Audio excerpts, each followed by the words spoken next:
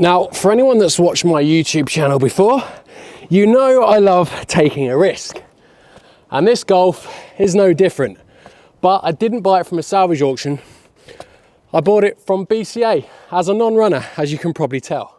Now, this is a little bit of a confusing one because I've bought this from BCA as a non-runner.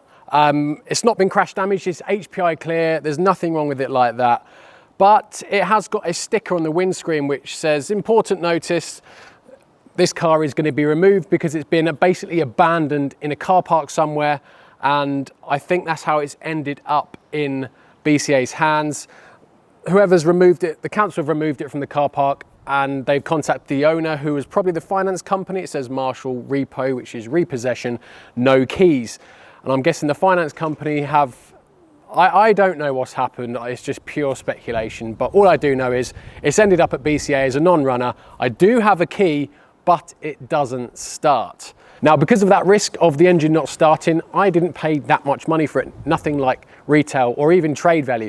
Now, the trade value of this car at the moment is just over £10,200, and I could sell it for that tomorrow if I wanted.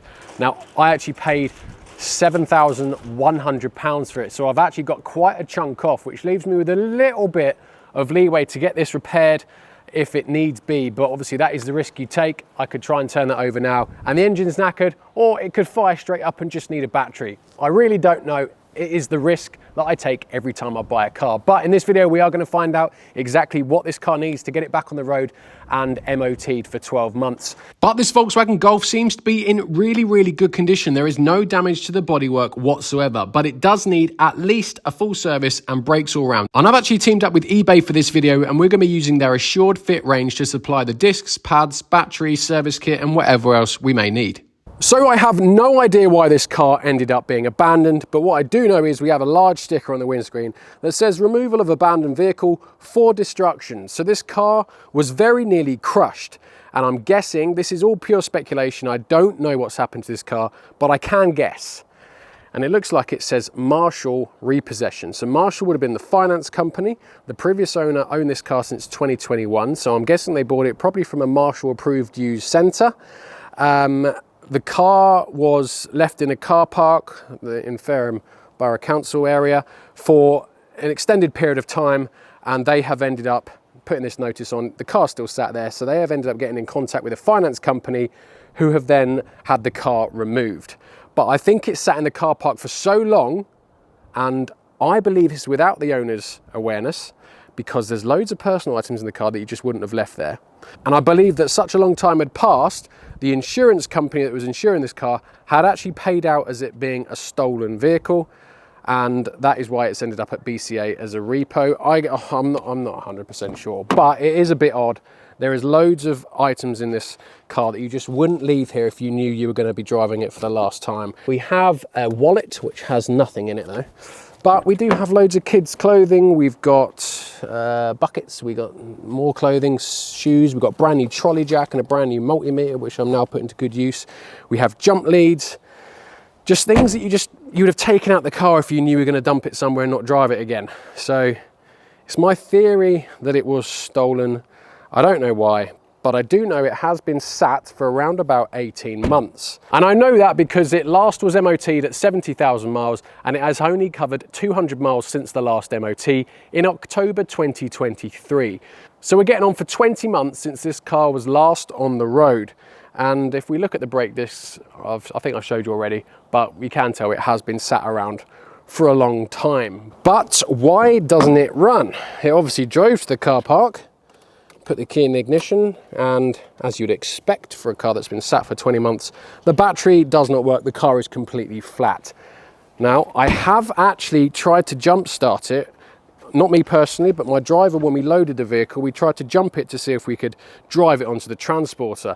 But even the jump pack would not jump this battery. It just went click, click, click.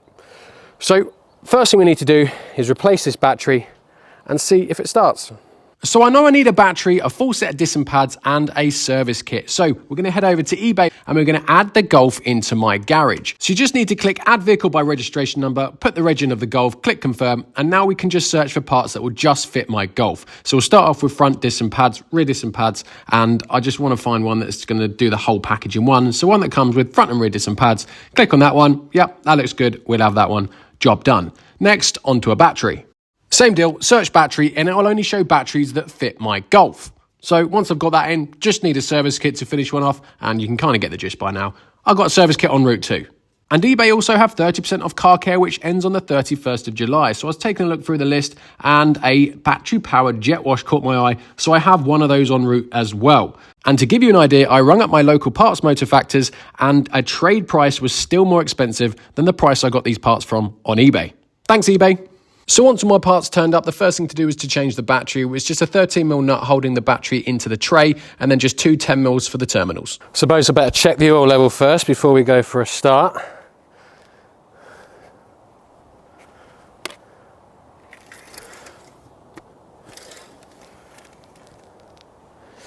It's on minimum, but that's fine for a start.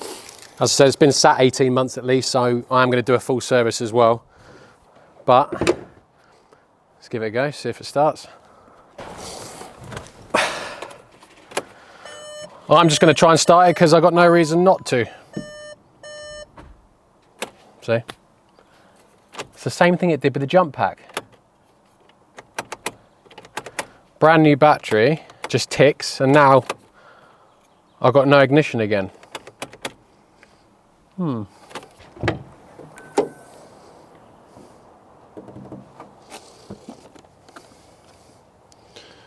She's green. I reckon that connection's... I didn't do this connection up because someone's buggered it, but I think it might be that because I just heard the ignition come back on. Right, I've got ignition again, so I think it is that. Ah, there we go. Whew.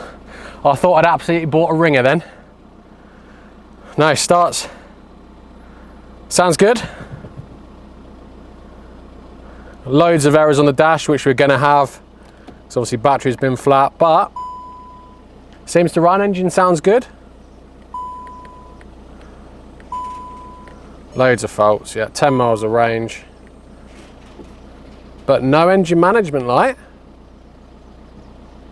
We've just got the standard battery flat light. So I think we should get it in the workshop and have a look at a bit of a deeper dive into it.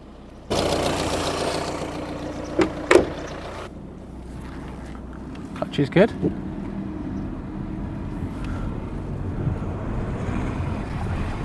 Gears work. Now, interestingly, I'm just taking it for a little drive up the drive there just to make sure all the gears work and everything, and all the lights have gone out. So I now have no warning lights at all, just got a service due light and a fuel light on, and that is it. So let's just quickly drive up here, make sure engine sounds good, gears work, which they appear to.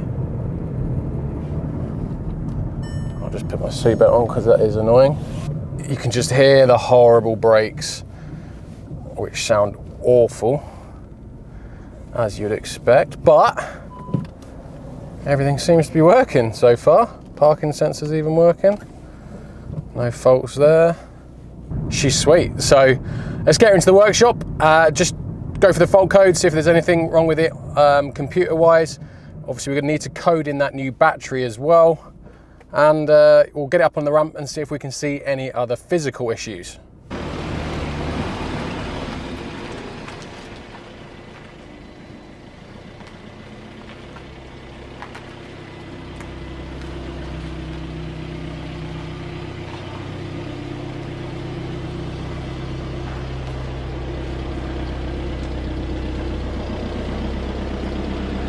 Well, actually, I better check to see if we've got a lock and wheel key. Didn't think of that. Lock and wheel key in the glove box and an empty bottle of vodka. Maybe that is the reason it was parked up. Who knows? So we'll get the ramp legs under, up in the air, and we're going to get our detective hat on and see what we can find. And the underside is pretty clean as well, and it's the first time for a while that I've seen an under tray that's not actually damaged in any way. But looking, it's got the amount of rust you'd expect for a, what's it, an 8-year-old car this year. But there's no oil leaks, there's no boots split or CV boots split or anything like that, all looking good. Can't feel any play in any bushes or any roll bars. Back of the engine looks clean, not wet, no oil leaks visible. Down the car exhaust looks good. Rear axle again, as rusty as you expect these days. Back of the axle is pretty good though. And very, very slight misting on the shock. They're not too worried about that. Coil springs, all good. And the same this side with no rear misting. All tyres are good, just check them all. No issues there at all. So it's all looking pretty good. So I'm now going to book an MOT for as soon as possible. I'm just going to bring it back down. We're going to read the codes, make sure there's no code stored, and also code in the battery. And then we can crack on with a full service and brake change. I'm also going to do a brake fluid change as well because I had a quick look and it looks pretty black. So I've done an auto scan, and as you can see, we've got loads of faults in the control modules, and that will mainly be down to the battery going flat, especially over the period of time it was. So what we need to look at here is where they say passive sporadic, that just means it's not active. If you see one that says active, then you know it's a current fault. But just going down here, all these are going to just be battery related. And you can all see they're passive and sporadic. Gateway, passive, sporadic, yeah, they're just all like battery faults. ABS, steering angle sensor, yeah, that's fine. All passive and sporadic. What else you got? EPS, passive, sporadic, voltage too low. Yep, right, we're just going to clear them all and we'll start again. And there we go, absolutely no faults in the system whatsoever, so we can come out of there. Now I feel like this is going far too swimmingly, and I probably shouldn't have said that because now something's going to happen, but it's all looking good so far. Booked an MOT for tomorrow at 11, so now we need to just crack on with a full service. Brakes, change all those, and we could be onto a winner here, which is obviously great for me, but maybe not so great for you because it's boring content. Nothing's gone wrong as yet. Nearly forgot the battery adaption, so we want to go into gateway, which is the main control module, and then we go into, when it hurries up, adaption, and then battery adaption. Okay, and then, yep, it's still 70.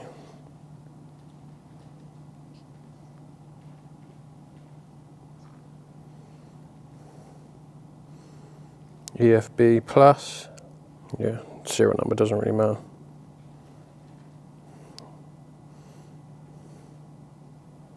Save. Passed. And you might want to go back, but you may have noticed that before I did the battery adaption, the voltage was only about 12.3, I think, 12.4 volts. And as soon as I've done the battery adaption, it's shot up to 12.6. So that just proves that it does make a difference coding a new battery, because it basically just tells the car fresh battery and it can just alter everything. Yeah, I don't know how it works, but it does. So we can come out of there now, and then that is done.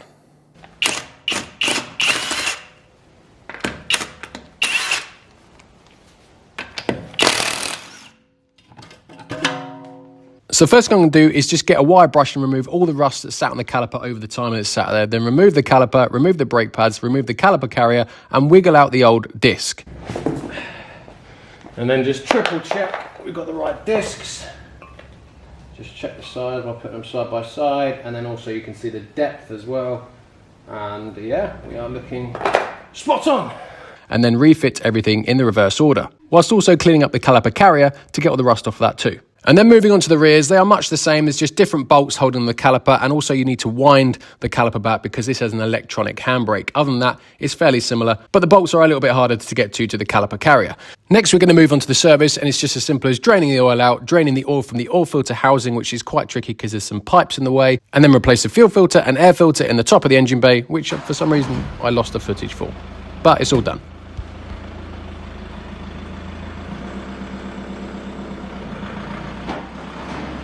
So here is my battery-powered jet wash, which got me really interested.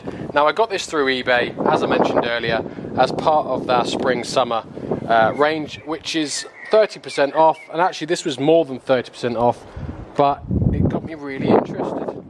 What I've got to do is connect a battery, connect my water supply, which I'm going to go just turn on. Yeah, it's decent. So I went around the whole car, just removing all the algae that's all in the window trims, all the surface stuff that just sits on cars over periods of time. And to be fair, it worked great. So I've just jumped in the car and we're now heading down to MOT, and I can tell straight away, just by driving it 20 foot, that I'm going to have absolutely no issues with this car whatsoever. It's just a combination of things, like there was no faults in the memory, the exterior is in immaculate condition, it's clearly been well looked after. I've got documentation of a full service history of this car. I've even got a spreadsheet in the handbook of every little bit of maintenance that's ever been done on the car. The underneath was perfect, all the under tray screws were in, not damaged. This is weirdly one of the things that makes me think it's going to be good. And the fact that it passed its MOT, although it was 20 months ago, it was only 160 miles ago, and it passed it with no advisories. And obviously I've looked around the car and I can't find anything wrong with it. And as I said, I'm driving now and it's absolutely perfect, which really confuses me as to how it's ended up in the position it has, being abandoned, which I assume it was a car park, by the way, because it was the council. It could have just been abandoned on the side of the road, I don't actually know, for 20 months. And any scenario I think of, there's an issue, it doesn't make sense. Like, if the previous owner had intended to dump it where it was and never touch it again, they would have taken all the stuff out of the car, because there's quite a lot of stuff in here that you would have taken. And if you'd have stolen the car and left it to cool down for a few days, you would have come back and got that car after a few days. So the two scenarios there, neither make sense. And I'm just really confused. I mean, let me know what you think in the comments. Let me know why you think it could have been abandoned for 20 months, because they're the only two examples I can think of, and neither make sense, because this is such a good car. It's literally perfect. So, as I said, I'm now going to go stick some fuel in it, head down to MOT, and fingers crossed we get another clean bill of health, and then it's done, and one of you guys can win it for a couple of quid. Now I'm just walking back down to the MOT station to pick up the Golf. For some reason it has failed on a binding offside rear brake, which was absolutely fine when I first started work on the car, when I fitted the brakes and when I drove it down to the MOT station. So I have no idea how it's excessively binding, but we'll go pick it up, we'll bring it back and have a look. Well, they're right. For some reason, I mean, it's not that bad, but it is binding, which is weird because it wasn't when I obviously replaced the pads. But then again, the old pads were fairly new, so I didn't have to push the piston back more than a couple of millimeters. So maybe the piston is just seized because the sliders were fine. I mean, luckily I have an abundance of rear calipers, so we can easily just swap one over, which is what I'm going to do. So I've just taken the pads back out and we have our piston here. Now I'm just going to press the brake pedal to see if this piston does come out.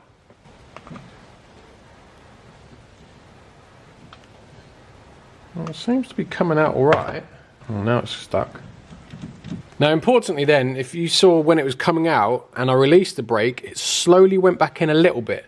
And that's what happens when you release the brake. So it seems to be working okay. Well, I'm now just going to push the caliper back again to see if it feels seized.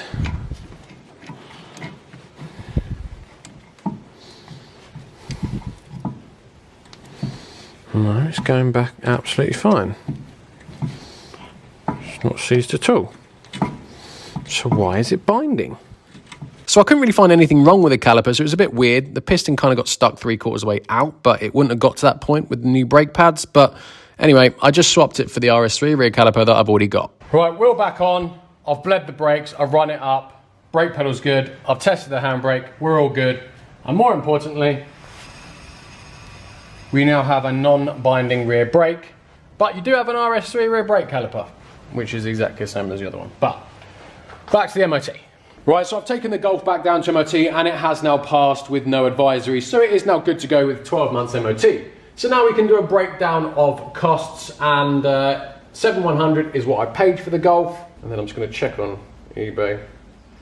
So I can't remember what it was including postage.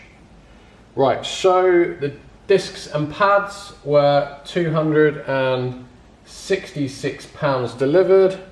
The service kit, full service kit, was £109, and I think that's it. Caliper was free because I had one. Battery. The battery was £92.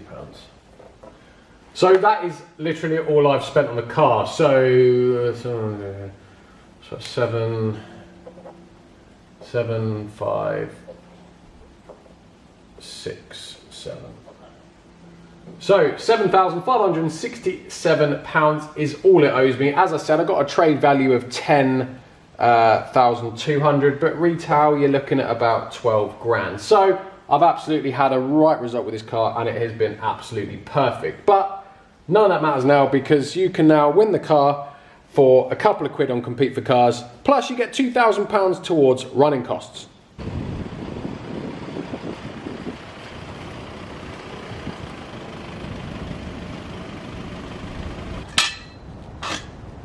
So that is the Golf done, and as you can see, you can now win it on Compete for Cars for just £2.99 a ticket. Plus, you'll get £2,000 tax-free cash to help with insurance and road tax. There is only going to be 7,000 tickets total available, so click the link in the description and go and grab your tickets for the Golf.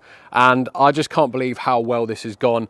Must be pretty boring content for you guys. I don't really know, but as I say, I didn't know what was wrong with the car when I bid on it. It's part of the risk, and on this occasion, it has come out really, really nice. The car is pretty much perfect.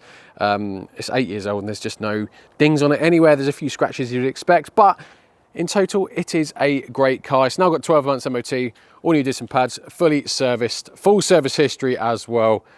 And yeah, it's just gone really, really well. So that is another car saved, and in this case, saved from destruction. I'm sure it wouldn't have been that bad, but it is saved and it is now back on the road where it should belong. So that is going to be it for today's video, guys. I hope you did enjoy it. Don't forget to head over to eBay, stick your registration in, and see what car parts you can find at some decent prices, and also their car care products as well. So as always, guys, thank you very much for watching. All links are going to be in the description, and I'll catch you in the next one. Cheers, guys.